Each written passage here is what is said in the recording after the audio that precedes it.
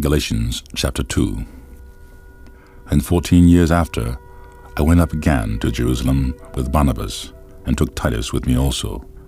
And I went up by revelation, and communicated unto them that gospel which I preach among the Gentiles, but privately to them which were of reputation, lest by any means I should run or had run in vain.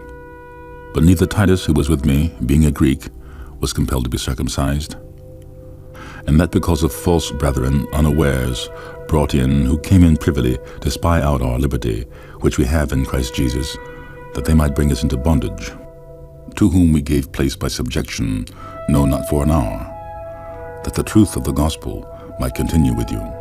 But of these who seemed to be somewhat, whatsoever they were, it maketh no matter to me, God accepteth no man's person.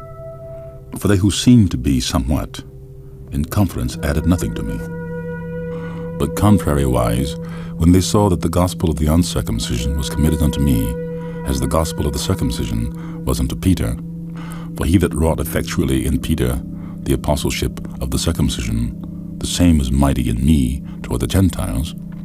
And when James, Cephas, and John, who seemed to be pillars, perceived the grace that was given unto me, they gave to me and Barnabas the right hands of fellowship, that we should go unto the heathen, and they unto the circumcision. Only they would that we should remember the poor, the same which I also was forward to do. But when Peter was come to Antioch, I withstood him to the face, because he was to be blamed. For before that, certain came from James. He did eat with the Gentiles.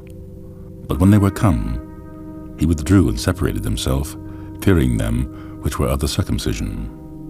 And other Jews dissembled likewise with him, insomuch that Barnabas also was carried away with their dissimulation.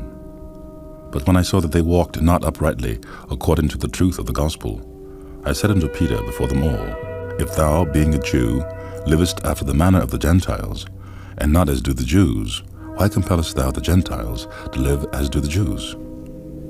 We who are Jews by nature, and not sinners of the Gentiles, knowing that a man is not justified by the works of the law, but by the faith of Jesus Christ, even we have believed in Jesus Christ, that he might be justified by the faith of Christ, and not by the works of the law.